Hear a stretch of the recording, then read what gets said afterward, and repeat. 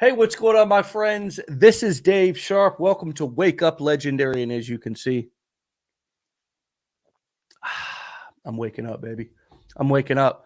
And I have a fantastic guest this morning. His name's Los, and he is going to be talking to us about his business and what's familiar with his business to what we teach here. He's an expert guest that we're going to have on the show today to learn how he's using the business models that we teach to sell his information, to promote his information, to promote his knowledge, and ultimately to monetize it rather than being somebody who's just out on social media, being popular, letting social media use us. We're going to talk about how to use social media today to make an impact and income. Los, welcome to the show, brother. Thank you. Thanks for having me.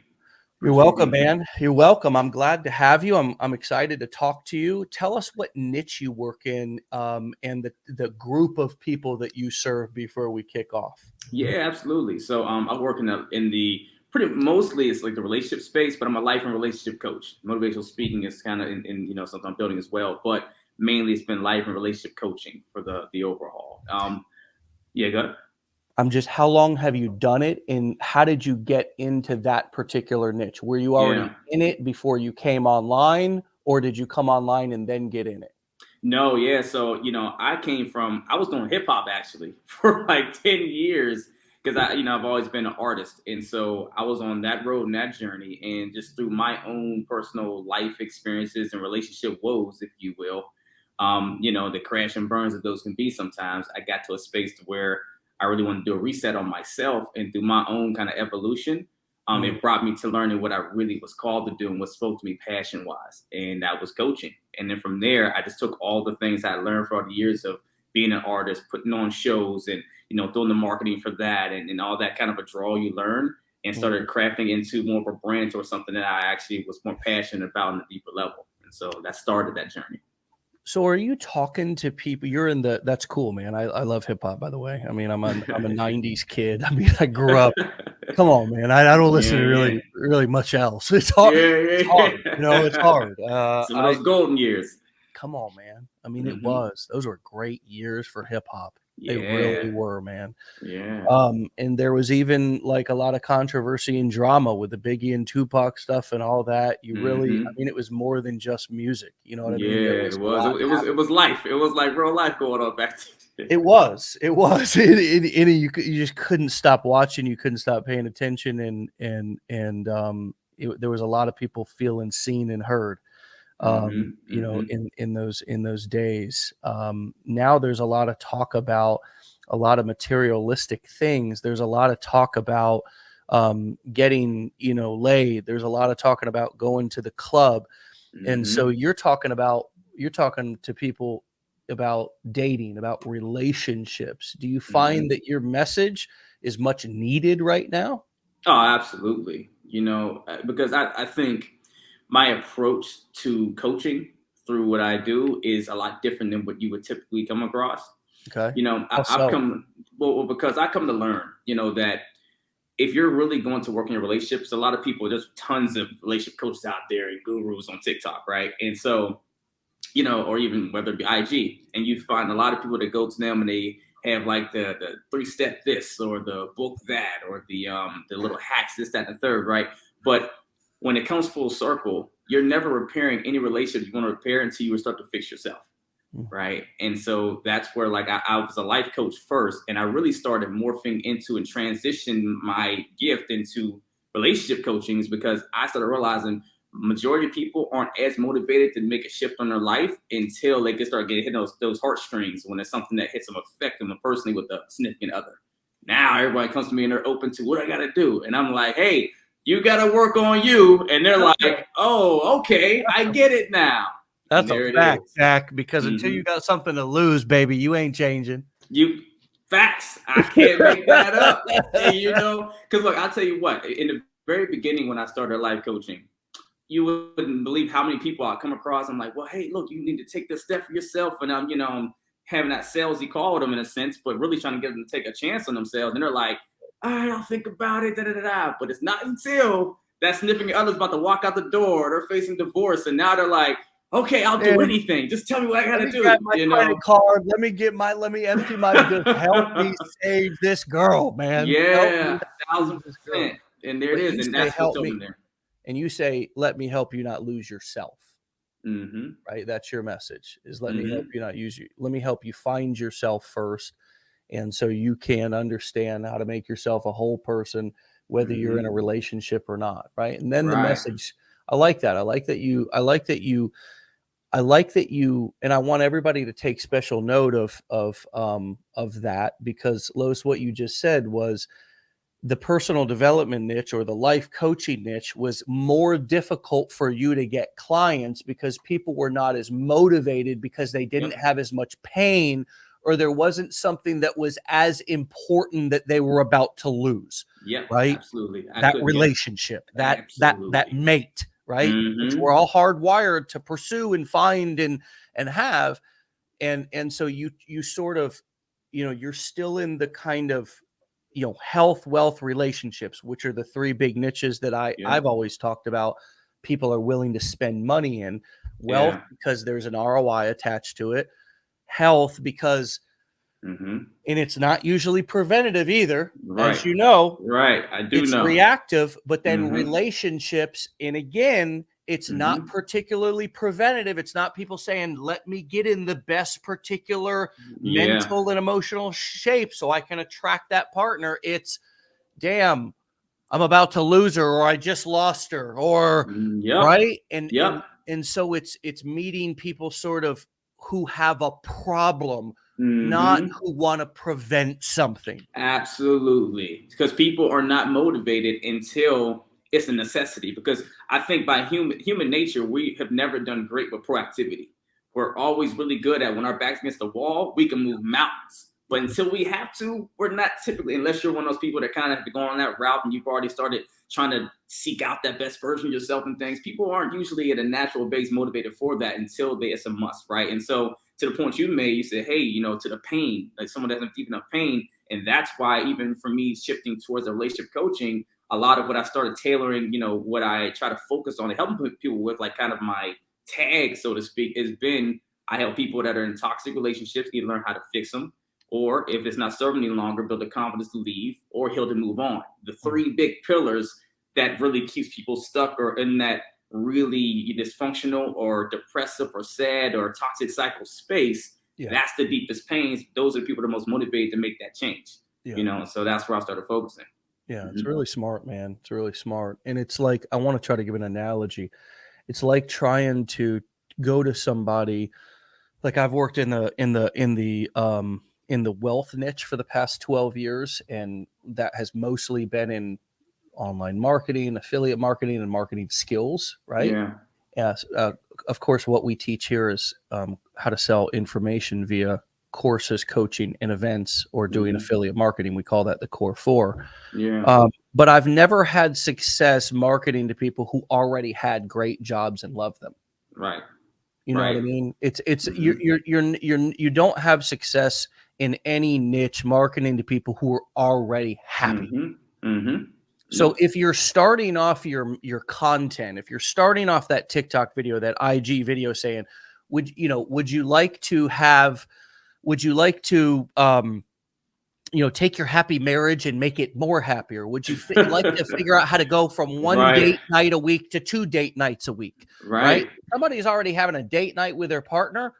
They're most likely already at least somewhat cruising Yeah. and feeling happy. If you're dating your wife, if you're dating your spouse, Yep. right? You're probably so it's if you were coaching me to market in that niche, you would probably say, start with the problem, right? If you're struggling with X, getting your partner to take you out on a date, here's 3 reasons why. Yep. You always the best thing I learned, even through my evolution as a coach and learning how to better put my talents into some sort of a service that is attractive, is really you are your best client if the field you're working in is something that came from your passions, from what you built through. And so in the beginning, I was just trying to go, hey, let me help you, let me, come work with me. I have great value I can provide you. And I started refining it into, well, wait a minute. what got me here on this road? What got me into being a coach? What got me to doing relationship coaching particularly? And I said, well, hell, the very reason why I became a coach was because at some point in time, I got tired of getting the same relationship results I was getting. And I pressed the hard stop button to work on me. And the evolution through my life, then I started learning the things I was doing that wasn't giving me the best results in the relationships and so forth, and my own personal development. And then I started wanting to help other people do the same thing. So I started realizing, well, man, it took me to go through 3 relationships across 12 years and all sorts of things that were happening in there to finally wake up and say, I want to change something. I said, that's my client. That's them right there. And I had to figure out, okay, now that I know who my client is, it was me of this time period. Now I can connect to who I was back then, how I felt, what I was going through. And now I can speak through that through my content now. Now I can speak directly to what you're going through because I'm on this side of the tracks and I've been where you were. You just backed your dump truck right into my yard and just dropped off a whole load of gold bars right there. Yeah. Nuggets. Yeah. I hope everybody was listening to that one, because you are never going to find a better client than who you were. Right? A more target client. And the reason why I shouldn't say better, I should say you're never going to have a client that you will understand more and be more effective at communicating to than the person that you were, because you know what that person went through. And the thing that I like a lot about what you said was you were willing to go through that transformation first, meaning that you were at least willing to work on yourself, and you were at least willing to do the work on yourself first, and not just say, I have a pattern of toxic relationships, so I'd like to hop on and show you how to be in a healthy relationship. No, you said, I have a pattern of toxicity in my life, and I need to fix that, and I'm going to address that. And then through that process, you realized, wow, all these light bulbs are lighting up, and I want to help people. Yeah. It also happens to be 2023, and being on video and using social media is the hottest thing you can do. Wow, perfect match. Right. 1000%. I couldn't say that better. Right. And it's one of those things where you really start to realize, I think it comes back to this too. And this is something that I had to really learn, that until I learned it, it was blocking me from my successes. See, I've always grown up being talented. I've never struggled in those areas. Everything I've done has been above average. And so people a lot of times will think, oh, that's a great thing. But in all actuality, it made it more difficult for me to find the lane of where I was supposed to be in. And it made it more difficult for me to actually get consistent patterns where I started winning the way I designed in my mind success looking like, right? Because I was an athlete, and then I came from a school where, I think Aaron Donald was one of my teammates' little brothers, right? It was one of those kind of things. So that was the scale I was on. But yet I realized down the road when my NFL dreams didn't happen, that I was pursuing that for the wrong reasons. It was all self-serving, right? And then I rolled into doing hip hop as kind of a way to replace that. And I loved hip hop because I'm an artist, but I had to be honest with myself at some point. I got projects right now on Spotify you probably could look up, right? But so I was really doing it, but I didn't get to the levels I was trying to get to. And I started asking myself why at some point, and I realized my passions weren't there for something beyond me, right? It was all self-serving. And whenever I went through that transition for myself and from relationships, I started really realizing, well, man, I have an undying passion for this. Like, I get up every day and no one paid me a dime. I will go serve these people. Now, you want to make money for what you're doing because it's your time, but I was like, I would love to do this regardless. And so when I got that invested into it, you start realizing that's the nucleus of making sure you'll never quit on it. So whatever angles and obstacles I had, I pushed through to get there, but I also made me have to be the product of what I was trying to go and help people with. I had to go through it and then want to teach it to people because I was so passionate about it, versus me saying, okay, I'm talented, I can do rap, right? And I get really good at that and everything else, but it wasn't coming from the space of I live and eat, sleep, and breathe this. I wasn't going to sleep in anybody's basement and not be able to eat just to make music. I'll be honest with that, right? But I would go sit on the phone for hours. Now, anyways, you have to be rich before you get famous as a rapper. Right. You got to be popular on social media before you even get to blow up now as a rapper. It's like reversed. But yet we still do 360 deals, but whatever. Right, exactly. Give all the money away. There's some good agents and some good labels out there. We're starting to educate some people on how to own some stuff. So I like that, man. I like the epiphany of realizing that your career paths were all self-serving and that there wasn't sustainable passion in that, dude. and Yeah. that you had to find something that was focused on serving other people and helping them get results, and then celebrating their successes, and Yeah. you wanting it to be something with substance, more substance, deeper substance. Not that other things you were doing didn't have substance, Right. but Right. you're growing, you're maturing. You want, right? I think as we get older, we want things with more substance, and we want more fulfillment and stuff. Yeah. And I like that. It's so true that those things that you listed are pretty self-serving, and I never really thought of it like that. So are you more fulfilled in this than you've ever been in anything that you've Oh, done before what's as well? hands down. But see, I want to say this too. The more I keep learning, going on my journey, and especially being a life coach, right? You know, I started learning so much that the more successful I want to be is going to be contingent on how well I keep diving into what fulfills me, that serves something beyond me. Because look, people get so concerned about the money of it, right? And there's the business side of it is absolutely very real. If you don't handle that right, you'll be burning yourself out trying to serve your calling, or what you feel is your calling, what fulfills you, and not getting something to where you can still put food on the table, to where you're like in this stressful space, right? Right. But the more I stopped, I took care of the business. I'm really methodical. I'm like, hey, I dot my I's, cross my T's, right? Mm-hmm. And so I definitely want to make sure I did this right for myself. But at the same token, I started realizing the more I keep focusing on the service and how to do it bigger and better and keep getting better at it, the money's going to come. So for me, that groundbreaking thing was, man, I kept trying to figure out ways to make the money. Because even when I was doing hip hop at some point, I tried to start this watch business with my ex, and it was wood watches. They were actually pretty good. I still got like a few of them left that I still keep, right? Watches, Just as a, bro. yeah, I love yeah. watches.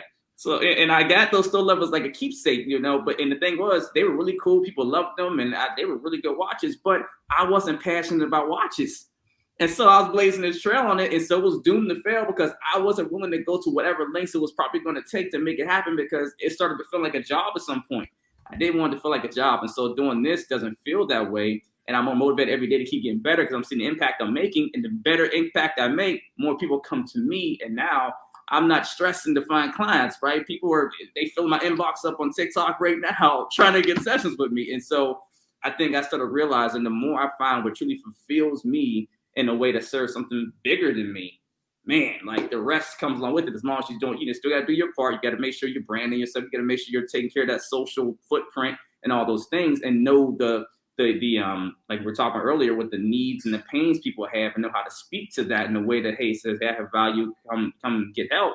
But man, the more you dive into whatever you're fulfilled by, that's serving something beyond you and action you love, it's the win-win. You can't lose in that way, and you're going to stick in there when those work moments come along, because obviously, entrepreneurs world. So It's not, doesn't mean I was just crushing it as a coach overnight. I definitely had my spaces that month where it's like, man, I don't know if I'm gonna get the client coming in, but they always come. It always happens. I always figure out that level up.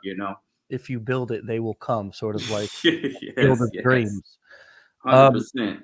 I often used to describe what you were just talking about as the difference between being pushed and being pulled.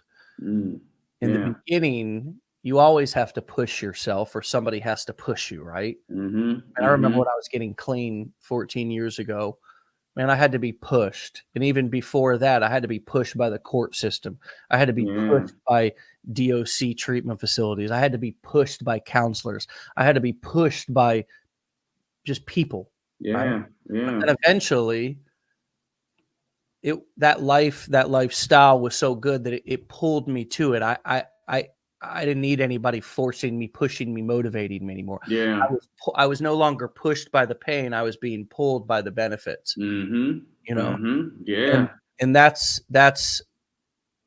really what came up for me when you were describing kind of getting up in the morning and being excited to do what you do.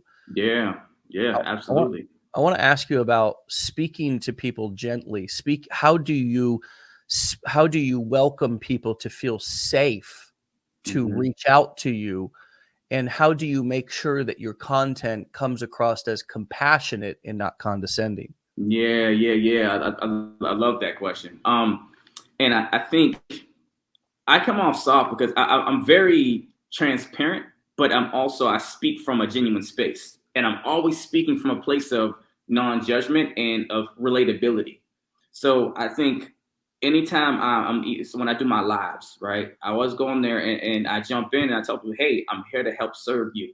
I'm here to any questions you have while I'm here. Because a lot of people message me in my DMs that I can't read all those. I'm like, hey, this is my time to give you those quick fix answers, Awesome. right? Listen, that was a nugget, everybody. Yeah, Listen, jump on yeah, those lives and answer those questions uh-huh, instead of trying to drive yourself crazy on the yeah, comments. But back yeah. to the question, how do you stay compassionate and not come off condescending, making people feel judged?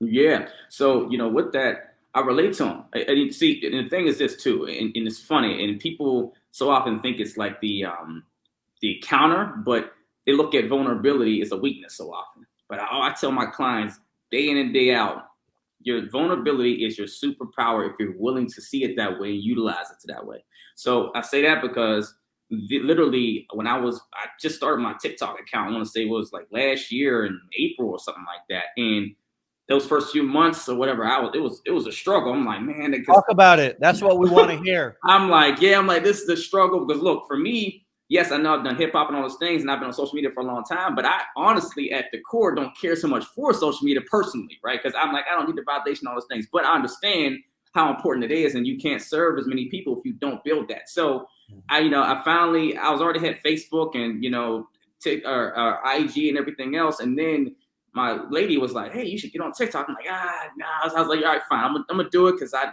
gotta, if I can serve someone there, let me do it. So I got on there and I started on the bill. And that first 3 months, whatever, was like desolate, right? You put the post up, you get maybe 300 views, and on TikTok, that's like penny. It's like might as well be 2 views on IG. And so I'm posting these and they're not coming, this and the third, and I keep going and I'm staying true, because I know consistency is king, right? And I'm like, I know this takes time, you gotta start building that momentum, because IG will definitely teach you that at this point in the game. But so I go and I keep on going and going. And it wasn't until I put a word post up that was really being vulnerable and expressing how, man, I went through a relationship of being cheated on across 5 years and then left suddenly overnight, another one and being used. And then I learned, to self-love myself and things on the back end.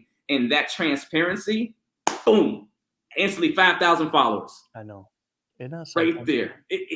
And I started realizing, man, so the more I can connect and let them know, hey, this is because you start realizing you have to set yourself apart from everyone else that is doing the commercial version of everything, right? I call it the guru gauntlet. You're going down TikTok and everybody's telling you what to do. Yep. Everybody's telling you how to live your life. Everybody's it's almost like walking down a busy market.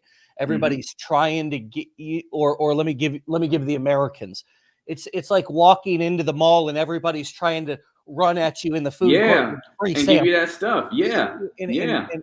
And then all of a sudden they come across you and you hit them with a vulnerable story talking about your pain and struggles, which in what you learn from it, but you first reveal a wound of something that's vulnerable that you wouldn't normally, that people are almost shocked to hear you say, because most people don't share those. They don't, and that's the thing. And I started realizing, the more you keep trying to come off out the gate is this, I'm this person, I know all this stuff, I'm this guru, come to me and here's the steps you to follow. You become just another part of like, okay, someone else barking at me.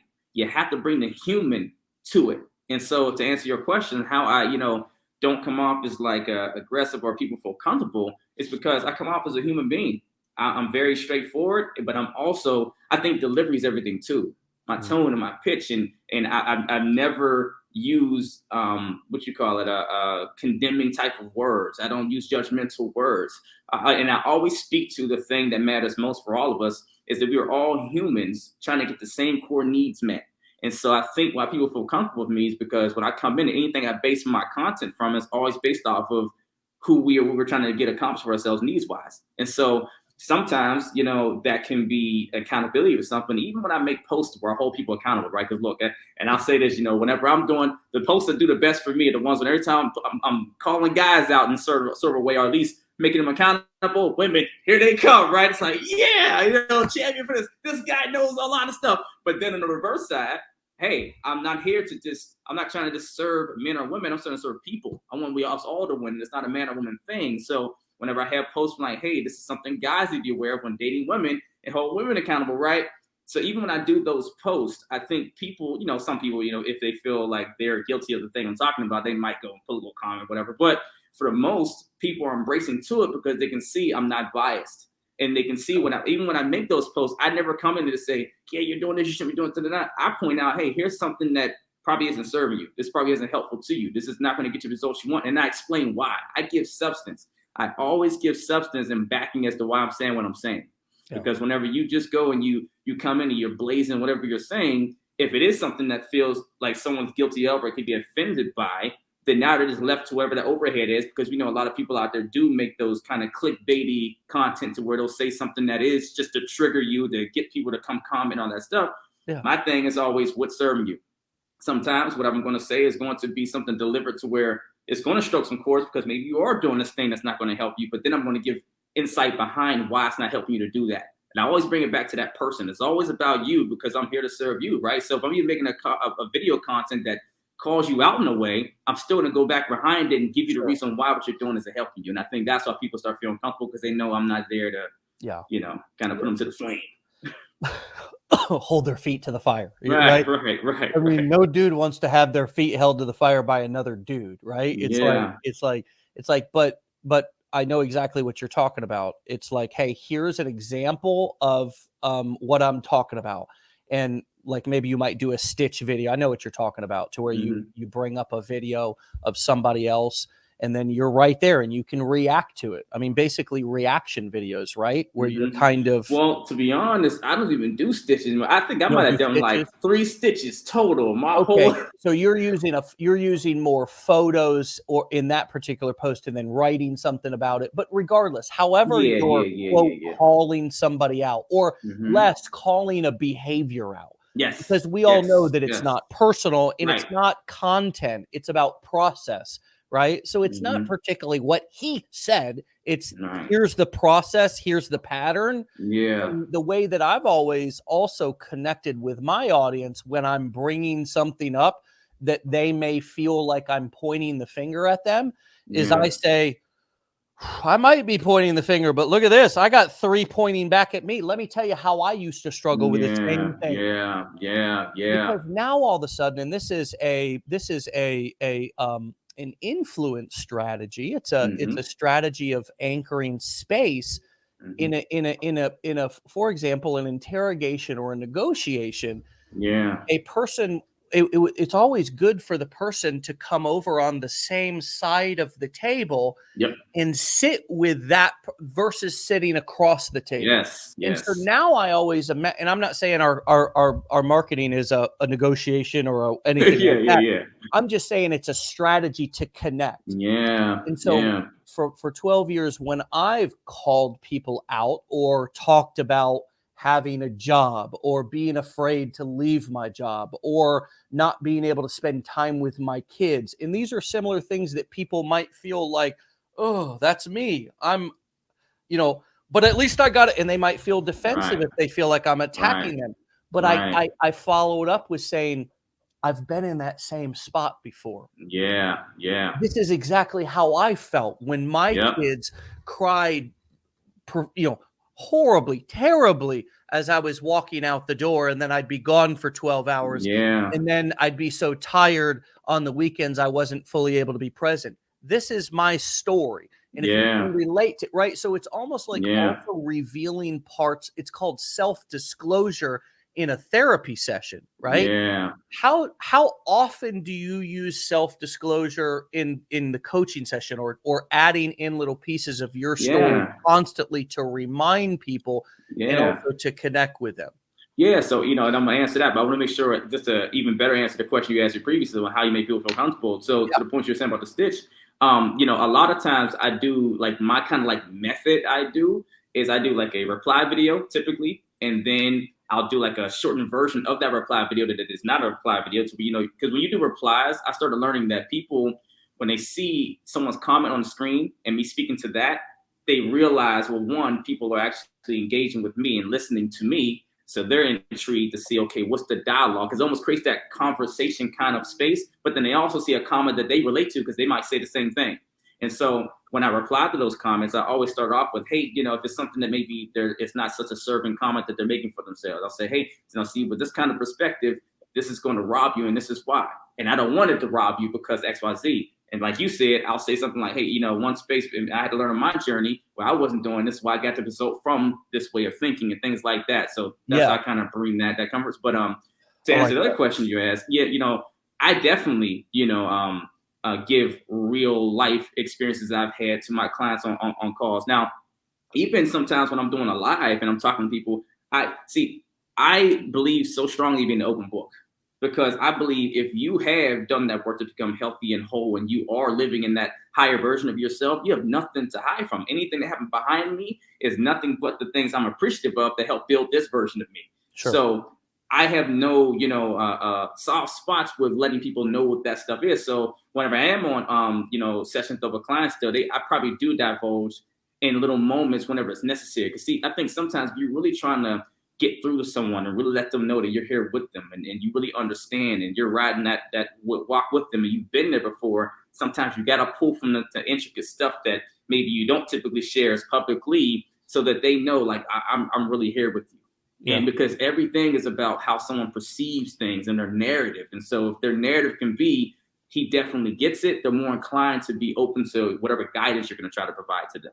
Yeah. So whenever I'm on those calls, I do absolutely divulge in moments whenever it's appropriate. Yeah, and I started divulging more and more publicly because I became more comfortable. And I think the thing that made me feel more comfortable was actually having worked through that particular thing that I'm sharing. Yeah. We don't want to share open wounds, right? We don't want to share things that we haven't really worked through yet, right? If you're a life coach and you're if you're a relationship coach and you're in the middle of leaving a toxic relationship, it would take a lot of, you would need to share that carefully so you don't overshare and end up hurting yourself or others. Right. But there's the beautiful thing is if you're going to do this, if you're going to be an entrepreneur, you are going to need to go on a journey of transformation and personal growth. And so the two go hand in hand together. I don't particularly think somebody needs to go get healed and get totally well before they start a business. Right. Just be aware that as you're creating content and as you're talking to your audience, the bottom line is the more that they can realize understand that you're a real person, that you're not talking at them, but you've been there and done that. And in sharing those in ways that are the way that an example of speaking in a condescending way would be if somebody shared a story, say on a call, and then you one-upped them, right? Right. That would be like make the person feel unsafe, like no matter what you were teaching, right? Because then it starts to feel like war stories. Yeah. But if we share stories and then create space for other people to share back, and this can even happen in the comments, my friends. Yeah. It doesn't have to happen on a live call. This happens in our comments. This happens in our community because it's a real intention of mine to create a safe space for people to be able to have their own experiences, to struggle, to fail forward, and for this journey to not have to look perfect. Because I would assume with your clients in that path, that journey on a relationship, it's also not going to be perfect. Not at all. And just to speak to that too, when I go live, I intentionally, I'm always telling people, hey, look, this is, I literally, sometimes you have to literally tell people that it's okay. Sometimes you have to literally tell them, hey, this is a safe space. Hey, there's no judgment here. I'm not perfect. You guys are perfect. See, I think a lot of times because of the way my content comes off and I think give a lot of great value in them, people start looking at me as like this benchmark and like, hey, this guy, he's really just got it all figured out, everything else. And yes, I'm very healthy and whole. I don't have a toxic life at all, but still doesn't equate to perfection. And I always tell people perfection is not the goal. And I tell them perfection, the idea of perfection robs the idea of growth. Because if you can be perfect, that means now your potential has a limit, and we're limitless in our creation. So I'm always trying to let them know, I like hey, that, you brother. are I've never heard it perfect. said like that, Los. Yes, I love yes. that, brother. And that's one of those things I started to realize. And I was like, man, people are striving for this ideal of something. But if you get there, then now what? What if I reach that ideal and I want to go further? But I can't because there's a ceiling we just put on ourselves. So I let people know wherever you are right now is where you're supposed to be on your journey, and so you learn what you need to learn to get to the next stage. And so even when I do those lives, oh, God, I'm sorry. I'm just like, that's how to make people feel safe with you as the Yeah. instructor, as the guide. Yep. Yep.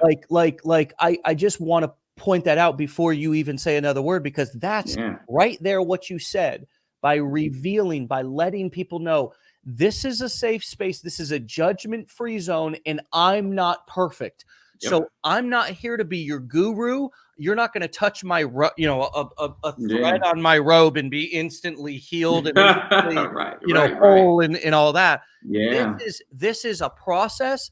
There's going to be struggles at the beginning. Here's the challenges that you're going to go through. And like on this show, I've interviewed nearly 700 of our client students. Wow. Occasionally we have a expert guest like yourself who's already doing similar things in another niche. But most of this is just every single day me interviewing an actual client who bought our education. And you can't talk about making millions of dollars with those people. I do that because in 2023, people want to see real stuff. So I'm out here interviewing my clients.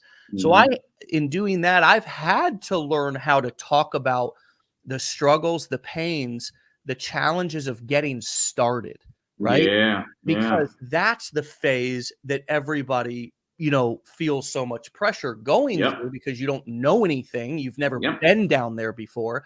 And it helps to have a guide.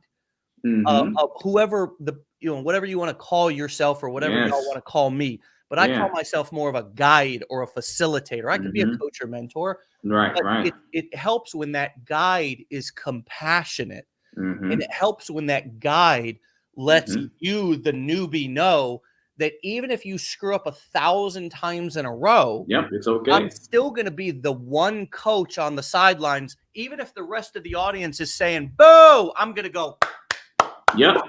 Get back Absolutely. up. You know what I mean? Absolutely. And just to that point, like when I'm even on those lives and people are asking me these different things and so forth, and I tell them, say, hey, look, this is not about being perfect, right? It's about being healthy. It's about, as far as relationships are concerned, because they're always asking relationship questions. And I tell them, say, like even my relationship it's really healthy. It's not toxic at all, but it's not perfect. We have our moments. We have our little, squabbles or differences. And I said it might be on a lighter level. It might be about, did you wash the dishes or did you go do something or whatever, or, preference in the bathroom. But, it's just still things there. There's still communication that has to be learned. There's still like that blending of things. And there's still growth to be had. Always, there's always still growth. And I said, so the goal isn't perfect, it is healthy, it's happy, it's what you need to fill you up, and it's going to be a journey all the time. And here's the piece: as we continue to evolve and grow, whatever is like ideal right now might not be. And what do they say? Was every 7 years we're a whole new person, they say, like, so things like that. So stop striving for perfection and strive for the growth in the journey.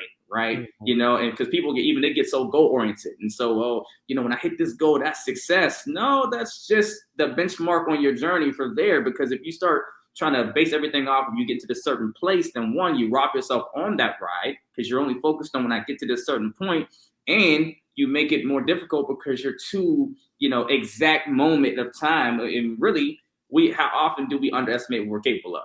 Right. So when you start putting this benchmark out to a year, and that could maybe took you 6 months, stop focusing on that and get more dialed into how you can get up and be the best version of yourself every day and keep putting that work in. That's the piece. And the rest comes along. I know that's for me starting out in the beginning when I even first started doing the coaching, I hadn't even came with a brand yet. I hadn't come up with any of those things yet. I literally started just trying to serve. So I would go on IG and I would just post this inspirational video, like, hey, hope someone gets some value from this, right? And they would go and they would maybe a few come. I said, one person saw it, one person liked it, great. And I would get that one person, a few people, whatever. And I kept going. And I started realizing, I said, man, but I feel like I had this gift. If I'm saying I'm a coach, let me go coach. And I had to start learning. You got to start doing stuff first before you can sit and start trying to do all this game planning. And so I never forget. I kept doing it long enough. And eventually, I started converting those videos into what I call Mindful Monday. So literally every Monday, I put out. To this day, I still do them. You know,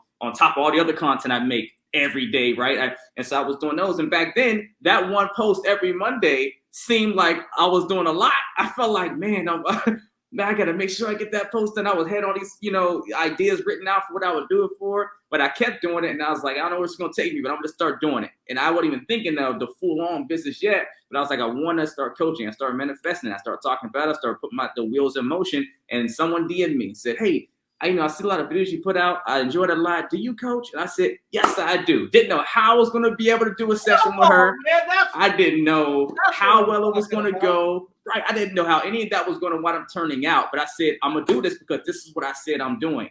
Yes. And, you know, and like I was talking to, I forget the young lady's name that I spoke to before we got here. Joanne, I was talking to her about the imposter syndrome. And at that time, I was like in the space of, you know, man, I want to help her. I said, what if she comes to me for her life? Like, what if I screw her life up? I was like, oh my gosh. So I was like, I'd never done a session before. I never done any of that stuff. And I said, you know what? Let me stop for a second. And I started realizing I don't have to be Tony Robbins. I said, I just have to be a few steps ahead of where she's at to be able to provide value. So stop trying to think about being her end all be all and just serve how you can serve what you can bring to her. If you know that you can serve this person and you have something that really she can benefit from, then just focus on that. And, you know, I started doing it in the first session. It went better than I thought, but it wasn't perfect. I look back now, I'm like, oh my gosh, I could have did that session way better. But at the time, you know, I was just like, man, hoping that I was trying to give her gold. And I was like, hope she got enough value. And she kept coming back. And I coached her for free too, by the way. That very first person, because I was like, man, I don't even feel confident taking money from someone. And I don't even know if I got my stuff figured out. This is me kind of figuring it out and me helping her. So it's a win-win. And we kept going. And, you know, and I started building with her and doing more progress. So I get more refined in my sessions and so forth. And then after that, I started kind of putting a brand to things and I started going through that evolution and then so forth. And just as a quick fast track on that story without, you know, we can get to the rest of that progression if we want. But I never forget, it was a few months ago, maybe 4 months ago, something like that. My lady, one of her best friends just got married, right? And now at this point, I'm almost 4 years in coaching, the whole business going, all that stuff. And while she was with the bride's party, I went to go have lunch by myself or, you know, treat myself, take myself on a date. Like I always preach to my clients, you have to live as an example of what you want in your relationship. So if you want to be on certain dates, go take yourself on them, the experiences, you can know how to tell them what you need. So I'm on that date, practicing what I preach, and I get a text message. And I look, and it was that first person I coached. And she had seen me, she said, I just want to let you know that I finally started implementing everything you showed me and my life is changing. I just want to thank you. And I was like, it was a moment for me. I was like, man, like something that I wasn't even sure if I was doing it right back then. It was being knocking out the park and she's really getting it, taking it away. Look up and some time later, she's out here really moving her life forward off of that. So it's like, it started reminding me, don't ever let imposter syndrome get the best of you. Never start thinking you can't do whatever. If you have knowledge, you have some sort of ability, a gift, you have whatever you can bring value to someone that they don't have, do it, bring it. Yeah. You know? And it's, I love that because what those free coaching sessions can also turn into are your very first testimonials. You know, it's so easy to say, well, you know, if you have people start reaching out to you for coaching to say, what you don't have to say, you don't have to explain yourself. This is the thing that I want to give a little bit of a disclaimer for. You don't have to explain yourself, folks, but you can say, you don't have to. And what I mean by that is you don't have to go into the long story about, well, I'm kind of brand new. Everything that you just shared, you don't have to share that with the client, right? Yeah. But what we might say is could say, if somebody asks us for coaching, well, you know what? This month, I'm offering 10 free coaching sessions because I want to build up my testimonials. And so in exchange for a free coaching session is all I ask is that you send me a video, a testimonial of your experience that I can share with others. And if that experience was negative, then share that too. I'm not asking you, I'm not coaching you to share your testimonial a certain way, but I'm looking for some social proof that I can share with other people that what I do works. Yeah. Does that sound like a fair deal to you? Yep. That's how Yeah. you close the deal. Yeah. That's how you Yeah. And close let me the tell you first something. deal. Yeah. And to speak to that, when fast tracking, when I actually got into when I really started rocking and rolling with the coach and I was really trying to really build at that point aggressively, I did exactly what you're talking about right now. In the very beginning, and this is earlier in my TikTok, days at that point, I went and I started telling people I would go to make a post and I would provide value. I would go and a lot of times it was a reply video and I would give them immense value and really make that connection. But on the end of it, I would tell them, hey, I don't want you to keep getting these results, so come book or let me help you. Book a free, a free value session at the time. That's what I was calling it.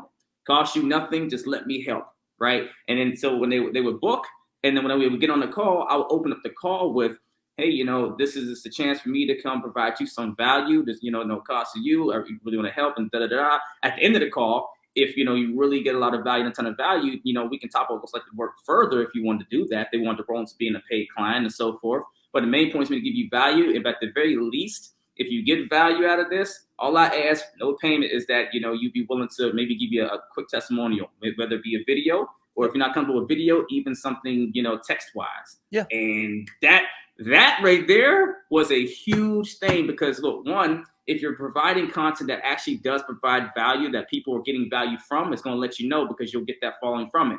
Yeah. But if you start offering something free for that, man, people were booking. My testimonials went up fast. And that became a huge part of my social proof because now whenever I do sessions now, or people come to me for consultative calls, right, towards working with me, the more sales calls, now they get all those testimonials.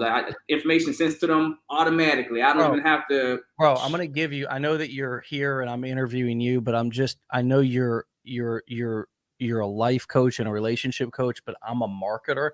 So I'm going to tell you how to take your business and double it this next year or more, just right now. You've already come up with the ideas yourself, and we're talking about it right now. Yeah.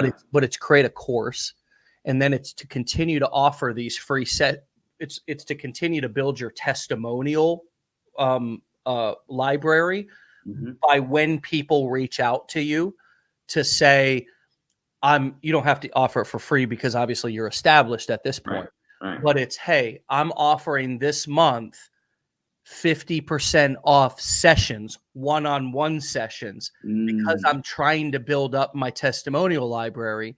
And the only thing that I would ask from you or need from you in exchange for that 50% discount is a testimonial of your experience of the call that I can share with other people.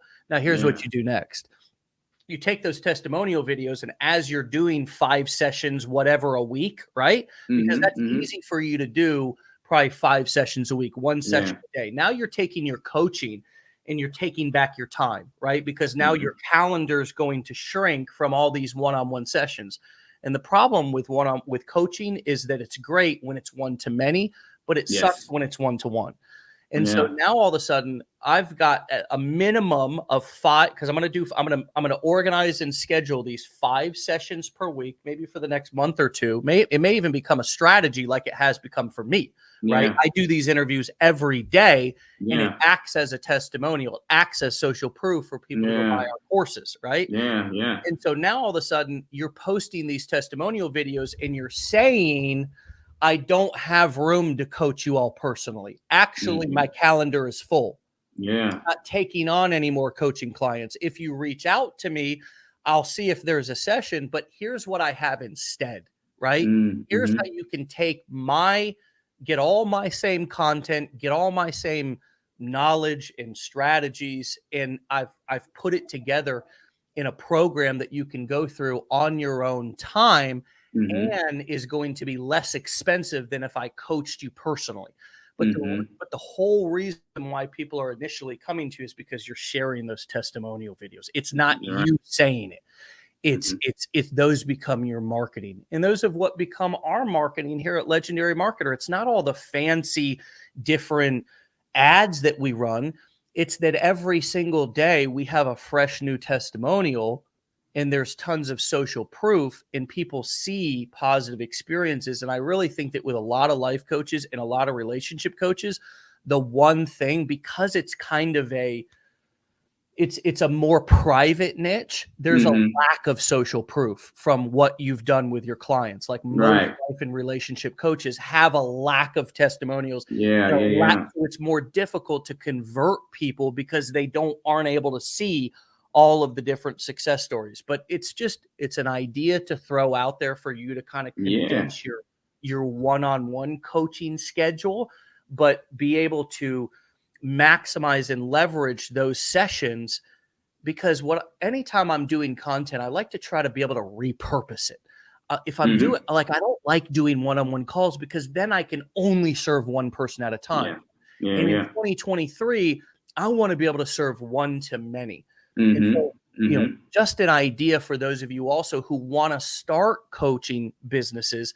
And I Mm-hmm. talk about this in our coaching blueprint, that it's oftentimes a trap when we get into one-on-one coaching, because Yeah. before you know it, we are now exhausted because Yeah. we've been one-on-one coaching people all day. And so then we can transition to building Yeah. courses Yeah.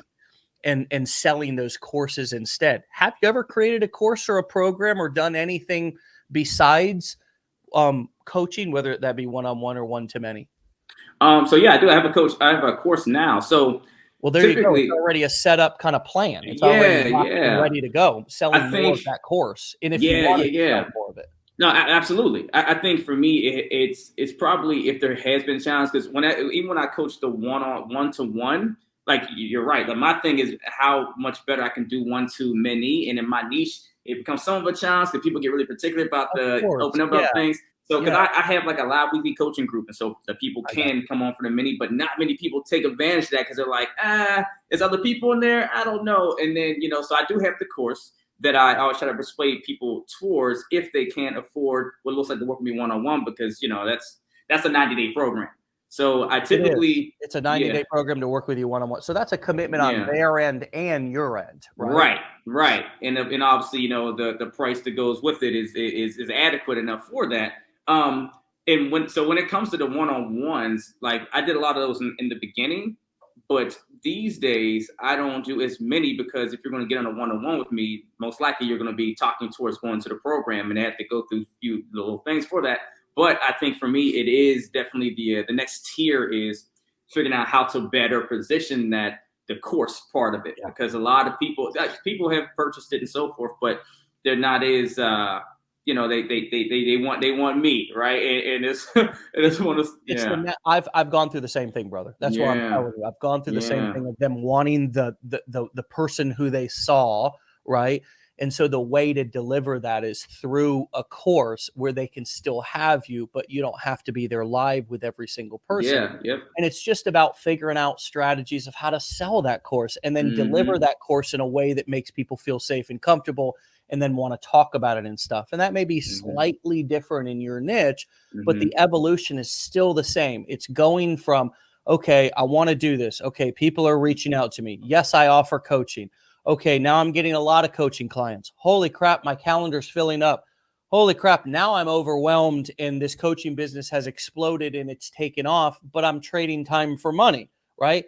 How can I then take this knowledge that I've fine-tuned in these one-on-one coaching sessions and then package it in a way that can be sold Yeah, and scaled? yeah, yeah. And so, that I do have a course exactly for that. But as you're speaking, I actually see, this is why I love dialogue like this, because it Yeah. starts getting those juices going. So Yeah. right now, I think a lot of And you're I so have awesome, dude. Like, you thank deserve to you. have a lot of people like being exposed to your message in I you, appreciate man. that, man. I really received that. And, so I have a Toxic to Healthy Transformation program, right? Or course, I should say. There's a program and there's the course. So I have the course, kind of what you're speaking of, but now, as we're talking, I believe a lot of reason why more people aren't really kind of binging on getting that, because it's a fraction of the cost for what it costs to work with me personally, right? Is because it's the marketing of it isn't speaking to exactly what they need. I think I need to create another course, because it's video modules of all the things you'll go through my program with me, but it's, I would say, if I could say, less sexy towards what people are usually eyeballing for, which is more so relationship focused in the titling and even the kind of training is. So I think for me, it's going to be creating another course that maybe I can package with that course that actually is more geared towards what people were coming to ask me for, towards specific relationship questions. So I thank Yeah, you for that. well, the one thing also is that your link on your link tree isn't working for your course anyways, just FYI. Yeah, But yeah, I know. anyway, if you know about that, Yeah, you know about that. It's fine. So yeah. here's this is the natural evolution of going from doing one-on-one work to building a course or doing group coaching. This is a really powerful. We'll wrap with this because I did only book you for an hour, so I want to be respectful of your time. But this is the natural evolution of going from coaching to courses. It's going and figuring out how to market your course. And the only other thing that I would say for us all to consider is, before creating another course, create a different front end message for the marketing, right? Because a lot of times it's just a tweak in the marketing. In the content or the course curriculum can stay the same, or you can even add things in there. But it's just about tweaking that, because if you create a different course and the message still doesn't land with people, now you've got two courses that it's about. And that's what I think I realized early on about marketing, dude, was like, you've got this wonderful service, that you not only offer, but you have worked on over the years, both with yourself and with others. And it's like, you come to this place to where, it's this great product, but it's sitting on a shelf, right? And there's a lot of great products that are sitting on the shelf. And it's not that the product needs to be different. It's just that it needs a different story or a different title, or it needs a different marketing angle, right? It's like how, like in the dating niche, one of the things that is surprising is like how popular getting the girl back is. It's like, Right, who would have right, thought, right? But it's like, right. as you were talking about before, it's not always course headlines, and things aren't always about what you could maybe have in the future. A lot of times it's about stopping pain or getting something back, right? So it's like just Yeah, massaging that title. yeah. And I honestly challenge all of you to go out and test different headlines and titles on your opt-in pages. Test different headlines and titles and copy for your coaching packages, whatever you have right now. Test it, tweak it, make it more simple, make it more stupid dumb, make it more speak to people's in like true deep desires, instead of like their kind of things that they might want. Like for us in our niche, it might not be Lamborghinis and mansions, but instead getting that boss that you hate off your back. You know what I mean? So, Yeah, dude, you are like, it's so cool to talk to you, because you've spilled so much of your journey, and then you shared vulnerably what you're doing right now to evolve your business. And we were able to share some ideas, and you've given me so much value in our audience. I hope that you walked away with something today, even if it was just absolutely. to share your story and expose your knowledge to us, which is we're grateful for.